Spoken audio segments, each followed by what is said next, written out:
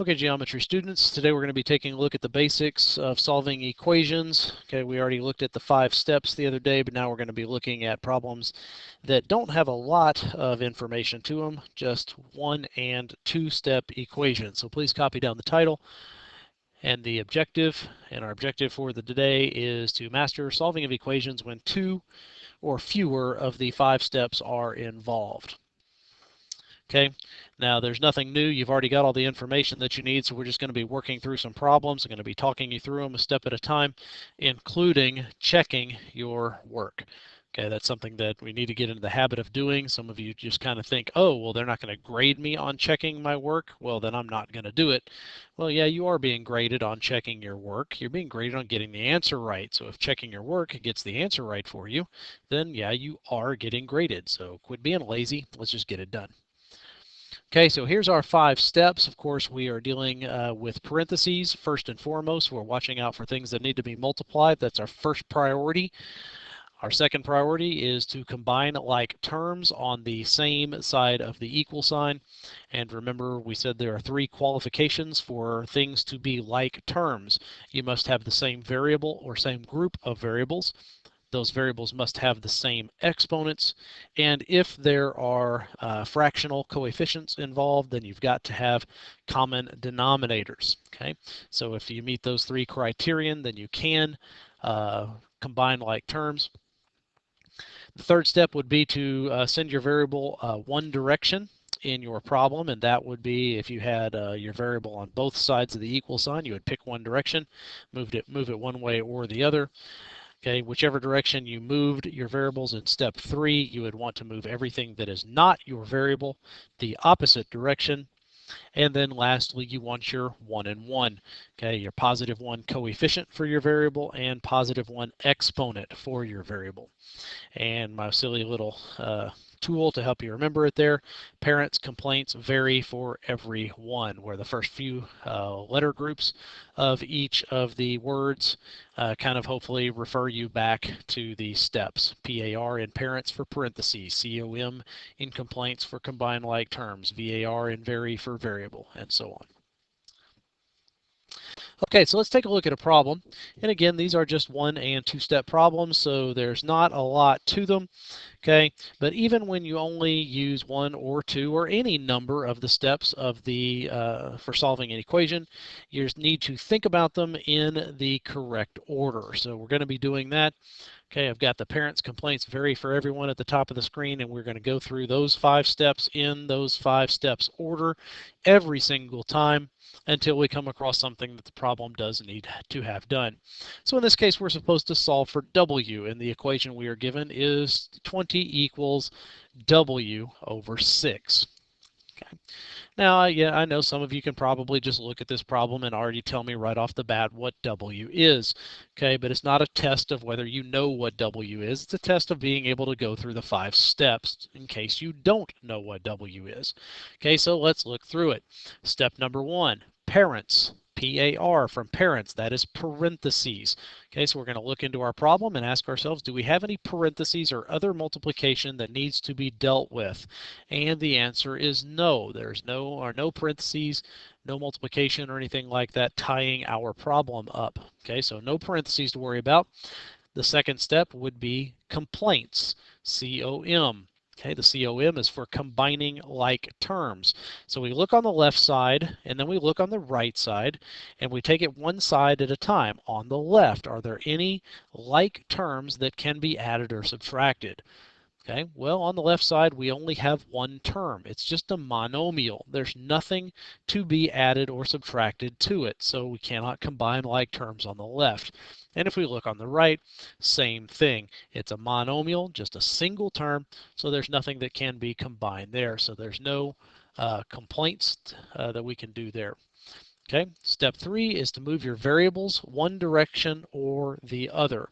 Well, looking into the problem, we can see that we already only have W's on the right side. So there's no variables to move one way or the other. The variables are already collected on one side of the equal sign. Okay, every. Okay, and that stands for everything else goes the opposite direction. Well, there's nothing being added or subtracted to our W's, so we don't have to worry about anything there. And then finally, we get to step 5, 1. That is our 1 and 1. Okay, we do have something to do here. Okay, so something to do with the 1 and 1. Right now, we have 1/6 of a W. We do not want 1/6 of a W, we want the entire W. So that 6 underneath the W is what we need to deal with. Okay, so now you need to ask yourself, all right, what is that 6 currently doing with the W? Okay, because whatever it's currently doing, we need to do the opposite of it to make it stop doing that thing. Okay, well, it's in the denominator of a fraction. Well, a fraction bar is just a fancy way of writing a division problem. So we have W is being divided by 6. In order to stop it from dividing, we must do the opposite of division, which is multiplication. We're going to multiply both sides of the problem by 6. Okay, because whatever you do to one side of the equal sign, you have to do to the other side to keep the problem balanced. On the right side, we now have a 6 in the numerator and a 6 in the denominator of that fraction. Those will cancel and leave just the W, and that's what we wanted. On the left side, 6 times 20 is 120, and we have a value for W. Okay, now the question remains, is this the correct answer? Well, there's no reason to miss it. Okay, so let's check. We're going to bring back our original problem, which is 20 equals W over 6, and we think W is worth 120. So we're going to take that 120 and we're going to plug it in place of W. That gives us 20 equals 120 over 6. If this is correct, okay, if 120 was the right value, then this ought to balance. Whatever number you have on the left and whatever number you have on the right should be the same number. Now, obviously, 20 is 20 over on the left, and on the right, we have 120 divided by 6, which is, in fact, 20. So we have a statement now that says 20 equals 20. Is that true? Yes or no? Obviously, 20 does equal 20. It checks out. That means 120 was the correct value for W. Okay, so let's take a look at another one. This time we're going to turn that fraction on the right side upside down and see what that does to the problem. So solve for x, 20 equals 6 over x. Okay. Now it seems simple enough, so you might be tempted to think that it's going to be the exact same steps involved, meaning we'll get all the way to the 1 and 1 before we have anything to do. But let's go ahead and take a look step by step and see what we come up with. Okay, so parents, that's parentheses. Any parentheses or multiplication going on in the problem? I don't see anything. So step 1, nothing to do. Complaints, that is combine like terms. Okay, so once again, we all only have a monomial, a single term on each side of the equal sign, so there's no combining of any terms to be done. Vary, that stands for your variables one direction or the other. Okay, now there is a little bit of something to be done here with the variables. Right now we have a problem, and that problem is that our variable is in the denominator. Okay, well, one thing you're going to learn very quickly is that you will never be able to solve a problem while your variable is in the denominator. We saw this when we went over SOHCAHTOA doing our trigonometric ratios. If the variable's in the denominator, you need to get it out of there as soon as you can. So that is a step that we can actually do. There is something we can take care of the variable. Okay, so right now our variable is in the denominator because it is being divided. Okay, so we need to stop that from happening. And in order to stop division, you do the opposite of division, which is multiplication. So what we're doing now is we are multiplying each side of the problem by x. Okay. On the right-hand side, that's going to put an x in the numerator and an x in the denominator of that fraction, so they will cancel, but we now have an x showing up on the left side, and that x is multiplying times 20, which is 20x. Now, this didn't actually get us any closer to solving the problem. X still exists in our equation. However, it's no longer in the denominator of the fraction. So that's a great thing. So we can kind of continue on now. Okay, so we had already said no parents, no complaints. Okay, we tended to the variable. Okay, and now we go, all right, our variable is out of the denominator and it's over on the left side. Everything else needs to go to the right side. And there's nothing else attached to x as far as anything being added or subtracted, so there's nothing to move. But now we have back to our 1 and 1. Okay, we need a positive 1 coefficient for our variable and a positive 1 exponent. Okay, well, it does not have a positive 1 coefficient. Okay, so we need to deal with that. Right now we see that we have 20 x's and we do not want 20 of them. We just want 1. So we need to get that 20 to leave our x alone. So what is happening in between the 20 and the x? They are being multiplied. So if we want to stop them from multiplying against each other, we do the opposite of multiplication, which is division. We're going to divide both sides of this problem by 20, and that's going to give us an x value of 6 over 10, or 6 over 20, pardon me, which reduces nicely to 3 over 10. Now, is it possible you're going to get fractions and stuff like that for your variables? Absolutely. Nobody ever guaranteed perfect whole numbers in the world. Okay, and we got a fraction. Now, I want to encourage you to leave your fractions as fractions instead of as decimal points. Okay, so this is a good opportunity to not be using your calculator and writing down whatever decimal points you get, because a lot of times when you get that decimal point, it comes out being irrational, meaning it does not end and it does not repeat. That forces us to have to round our decimal points off. And then here in a minute when we check it, that's going to cause us to not be able to check our problem correctly. Okay, so back to the problem. 20 equals 6 over x. We think x is 3/10. So we're going to plug in 3/10 in place of x. Okay, now we've got right now what we call a complex fraction, meaning we have a fraction inside of a fraction. So it looks a little bit scary, but don't get too freaked out by it. Okay, it is simply a division problem. 6 is divided by 3/10. Now, if you remember from back in the day, we do not divide by fractions. Dividing by fractions is actually pretty tricky. What we do instead is we do the leave, change, flip method. So instead of 6 dividing by 3/10, we are going to leave the 6 alone. We are going to change from division to multiplication, and we will flip the bottom fraction. So instead of being 3 over 10, it will become 10 over 3. So by leave, change, flip, we can change the right side to 6 times 10/3.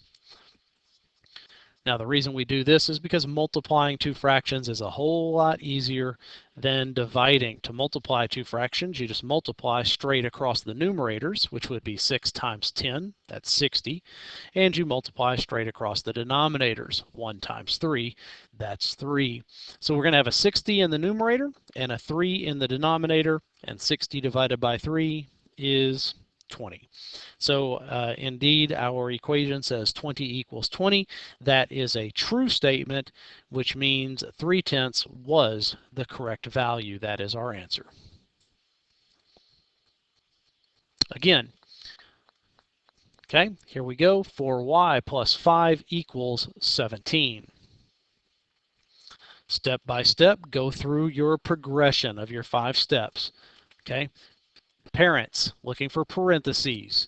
No parentheses or multiplication to speak of, so nothing there. Combine like terms. Well, now on the left side of the problem, we at least have a binomial. That means it is possible we might have terms to combine. So let's look at what we have on the left side. We have 4 y's and we have 5 constants. Okay, now remember, to combine like terms, you have to have the same variable or the same group of variables, the same exponent on those variables, and if you have denominators, you must have common denominators. So we have 4 y's. Now the only thing that's going to want to add or subtract with y's is more y's. Since 5 is just a number, it will not combine with the 4 y's, and vice versa. 5 is just a number. It wants to add or subtract with other numbers, not with y's. So while there was a possibility we could combine like terms, as it turns out we cannot, because the terms are not like. Okay, step 3, vary. Okay, that means all of our variables one direction. Okay, the y's already only exist on one side of the equal sign, so nothing to do there. Step 4, every, meaning everything else goes the opposite direction. All right, well, we have 5 constants that are hanging on to our y's. Those constants do not need to be there, so we're going to move those to the other side of the equal sign. So those 5 constants, what are they currently doing in the problem? They are currently adding. So to stop them from adding, you do the opposite of addition, which is subtraction. We're going to subtract 5 constants from each side of the equal sign. Okay, so that will stop them from existing on the left side, and it's going to move them over to the right. And on the right now we have 17 constants that were already there. Now here come 5 more, or negative 5 of them, pardon me, and that gives you 12. Okay, the last step for us to look at is our 1 and 1. We want a positive 1 coefficient and a positive 1 exponent. Okay, well, we do not have a positive 1 coefficient. We currently have 4 y's. We don't want 4 of them, we just want 1. So we're going to have to stop that 4 from being there, and it is currently multiplying times our y. The opposite of multiplication is division, so we're going to divide by 4. And clearly that gives us a y value of 3. Now let's check it and see if we were right or not. We're going to bring the original equation back. 4y plus 5 equals 17. We believe y is 3, so we're going to take the y out. We're going to plug a 3 in its place. And that gives you 4 times 3 plus 5 equals 17. Now that we have a binomial operating over here on the left side, please remember your order of operations. Please excuse my dear Aunt Sally. Do that multiplication between the 4 and the 3 before trying to add the 5. If you break the order of operations, you will get an incorrect answer. 4 times 3 is 12, and 5 added to that is 17. So we're left with a statement that says 17 equals 17. Obviously, this is the truth. That means y was indeed a 3. We had the answer right. Again, 4z plus 5z equals 17. Okay, no parentheses. Okay, but step 2, combine like terms. On the left side, we have a binomial. We have 4z's plus 5z's. If these terms are like terms, then we can add them up. Well, the qualifications for like terms, you have to have the same variable, you have to have the same exponent, and if you have denominators, they have to be like or common denominators. Okay, so let's take a look. Do we have the same variable? Yes, we do. They're both z's. Do they have the same exponent? Yes, they do. They don't have anything written on their exponents. That means that it's automatically a 1 on each of those exponents. And if we have fractions, which we don't, the denominators would need to be common. Okay, now does it matter that there's 4 z's in one place and 5 z's in the other? No, it doesn't. It just matters that they are both z's. We have 4 of them, and then we have 5 more of them. That makes 9 z's. Okay, so we combined like terms. Next, we should move the variables all one direction or the other. Well, they're all already on the left, so no need to move them. Step 4, move everything else the other direction. Well, there's nothing to move. There's nothing being added or subtracted to our z's. Okay, and then lastly, our 1 and 1. We need to have positive 1 coefficient and positive 1 exponent. Okay, so right now we do not have 1z, we have 9 of them. Well, we don't want 9, we just want 1. So how do you stop that 9 from multiplying times your z? Well, we divide it. Okay, so if we divide both sides by 9, well, here's a perfect opportunity to not go to a decimal point. 17 divided by 9 is not a nice number. It never ends. Okay, so if we go to our calculator and get a decimal point out of that, that's going to cause us to have to round off, and then when we check it here in a minute, it is not going to check out correctly. Okay, so we're just going to leave this as a fraction, And I'll just tell you this right now, I typically do leave my numbers as improper fractions unless I have a reason to change them to mixed numbers. I'm going to leave it as improper until the problem gives me a reason to not like it being improper. Okay, but here we go. Take the problem back. 4z plus 5z equals 17. We think z is 17 over 9. Okay, and please keep in mind, z exists in the problem in two different places. It must be plugged into both places, okay, in order to check this. Okay, so we're going to take the z's out, and instead we're going to put in 17 over 9. And here's why I did not want to change it to a mixed number, because it's getting ready to multiply times 4 and multiply times 5, and you cannot multiply times mixed numbers anyway, but you can multiply times improper fractions. Okay, so remember those two little multiplications there. All you have to do is multiply straight across your numerators. So you got 4 times 17, and you got 5 times 17, and then you multiply across your denominators. So you've got 1 times 9, and then again another 1 times 9. Okay, doing that multiplication, we end up with 68 over 9 plus 85 over 9, and supposedly that equals 17. Well, let's see. We have like terms on the left side now. Okay, they are both just numbers, and they do have common denominators. Okay, so we have two fractions that need to be added. They have common denominators, so we just add the numerators up because it's an addition sign between the two fractions, and we keep the denominator the same. So we've got 68 ninths, and then we've got 85 more ninths. So when you combine them, there are 153 ninths. Then finally, if you take 153 and divide it by 9, you will find out that it does go in exactly 17 times. 17 does in fact equal 17, which means 17 ninths was the correct value.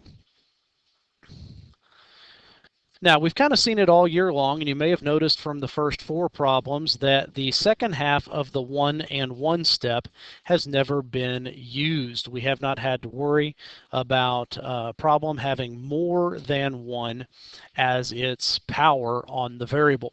Okay, so let's take a look at a problem that is going to force us to use both halves of the 1 and 1. 3v squared equals 48. There's no parentheses, there's no combining like terms, there's no variables to gather together. We don't have anything to move away from the variables, so we're all the way to the 1 and 1. Okay, now there is an order of operations for the 1 and 1. Now we know that the first one, we said, goes for the coefficient. That means we don't want 3 v squareds, we just want one of them. The second one goes for the 1 exponent, meaning we won't want v squared, we want just v to the first. However, if you notice on the steps, okay, the order that I put it in, 1 and 1, that's for your variable. The first thing that I put is for the coefficients. The last thing is for the exponents. That is the order that you do need to do this in. Coefficient first, exponent second. Okay, so we do not want v squared, but we definitely do not need 3 of them. Okay, so let's get rid of the 3. Okay, we divide that 3 to the other side. Okay, we divide both sides by 3, we end up with v squared equals 16. Now we have just one variable, which is what we wanted, okay, but we do not want it in the second dimension. Okay, so we're going to have to get that variable out of the second dimension. So we need to know what is the opposite of something being squared. Well, we should know well by now through our travels with Pythagorean theorem this year that the opposite of squaring is taking the square root. So we're going to take the square root of both sides, and of course we have v equals 4. Now, as always, it's a checkable situation, so we bring our problem back. 3v squared equals 48. We believe v is 4. So we're going to take v out of the problem. We're going to install 4 in its place instead and see what happens. Okay, now again, remember your order of operations. Please excuse my dear Aunt Sally. This exponent must be dealt with before the multiplication can be done between the 3 and the 4.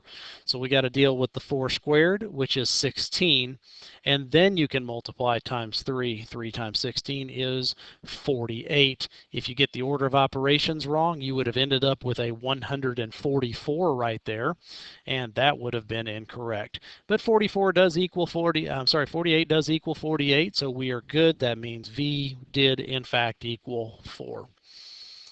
Okay, that's all. I know it's a bunch of examples there, but there's a lot of possibilities when it comes down to working these problems. I just wanted to give you enough so you could see. I apologize for the length of the video, but we'll see you in class.